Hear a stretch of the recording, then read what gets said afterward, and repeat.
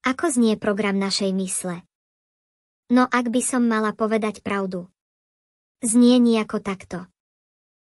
Takže toto je náš mozog a tu sú uložené informácie. Ideme do hĺbky mozgu a zistíme, že program našej mysle znie. Naroď sa. Choď do školy, tam sa uč. Nájdi si prácu a zomri. No lenže my tento program môžeme preprogramovať. Napríklad tým, že si urobíme deň podľa seba. Alebo rovno celé 10 ročia si urobíme podľa seba. Odovzdávam slovo kolegovi. Takže ľudia, majte svoje ciele a urobte si život podľa seba. Či už ste v ktoromkoľvek z týchto štádií, treba začať podľa seba. Teda napríklad chodíte do práce a tam makáte 8 hodín, potom prídete domov a tam dorábate to, čo ste nestihli.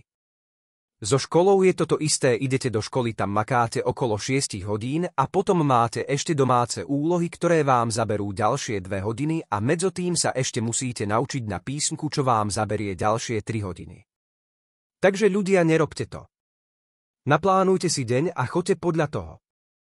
V škole je to takto. Záleží vám vôbec na známkach? Väčšine záleží. Ale prečo? Prečo vám záleží na známkach?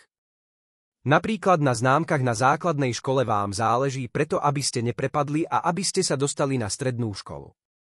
Na strednej škole vám na nich záleží preto, aby ste sa dostali na vysokú školu a aby ste neprepadli.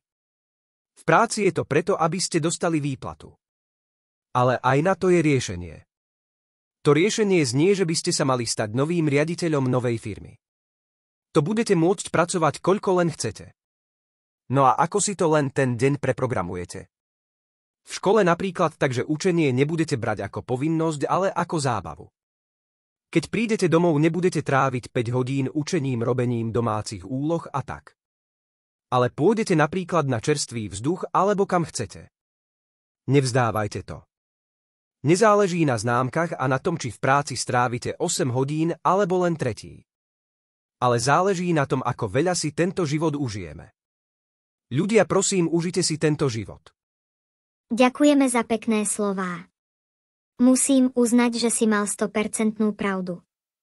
Ľudia, ako vám povedal môj kolega, život máte len jeden a užite si ho. Nenútime vás robiť to. Je to vaša voľba, nie vášho suseda, nie vašej mamy, ale vaše. Každý z vás zodpovedá sám za seba. Zatiaľ dovidenia a ďakujeme, že ste to dopozerali až sem. Áno, ďakujeme, dovidenia.